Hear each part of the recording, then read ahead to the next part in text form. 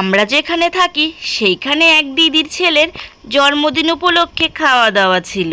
তো জন্মদিনটা যেহেতু আগে হয়েই গেছিলো, তোমাদের আগের ভিডিওতে দেখিয়েছিলাম। আর এখন সন্ধ্যের সময় আমরা রেডি হচ্ছিলাম। সকাল থেকে বিকেল পর্যন্ত কি করেছি আগের ভিডিওতে তোমরা সব দেখতে পাবে।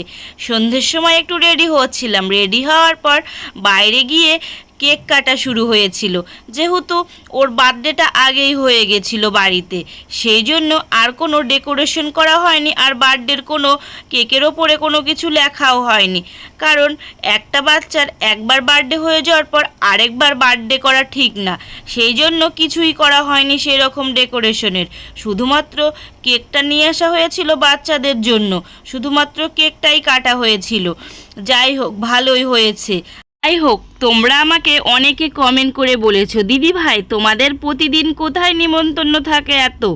সত্যি বলতে আমরা যেখানে থাকি ফারাক্কাতে, সেইখানে প্রতিটা ঘরে সবার ঘরে বাচ্চা কাচ্চা থাকে। তো প্রায় কয়দিন পর পরই সবার বার্থডে লেগে থাকে, আবার বিবাহবার্ষিকীও লেগে থাকে।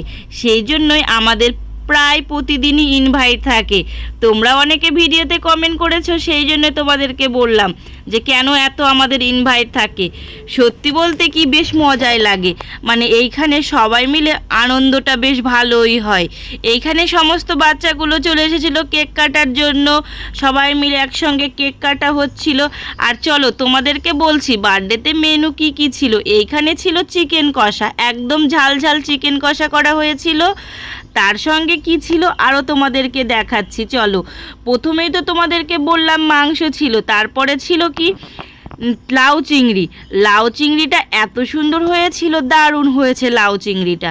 তারপরে করা হয়েছিল টমেটো চাটনি, তারপরে ছিল মাছের মাথা দিয়ে মুগের ডাল, তারপরে এখানে ছিল স্যালাড, তারপরে এখানে ছিল দই, মিষ্টি, পাঁপড়। এখানে সমস্ত কিছু তোমাদের দেখানোর পর এখানে চলে এসেছে সবাই খাওয়ার জন্য। সবার আগে বাচ্চাদেরকেই বসানো হয়েছিল, যেহেতু বাচ্চাদের খেতে অনেক সময় লাগবে। আর এইদিকে আমরা সবাই মিলে গল্প করছিলাম, আর কেউ বাচ্চারা যাদের বাচ্চা খেতে না পারে তাদেরকে খাইয়ে দেওয়া হচ্ছিল। আমার মেয়ে যেমন খেতে পারে না, আমি পাশে বসে খাইয়ে দিচ্ছিলাম। আর এদিকে তারপরে বাচ্চাদের খাওয়া দাওয়ার পর সমস্ত বড়রা আমরা খেতে বসেছি। যেহেতু আমার খাওয়াটা এখনও হয়নি, সবাই ছেলেরা খাচ্ছে এক টেবিলে, ওই টেবিলে মেয়েরা খাচ্ছিল। যেহেতু আমি এখন বসিনি, আমার বরের সঙ্গে বসবো, সেই জন্য পরেই বসেছিলাম। আর এদিকে আমি একটু দই দিয়ে দিচ্ছিলাম সবাইকে।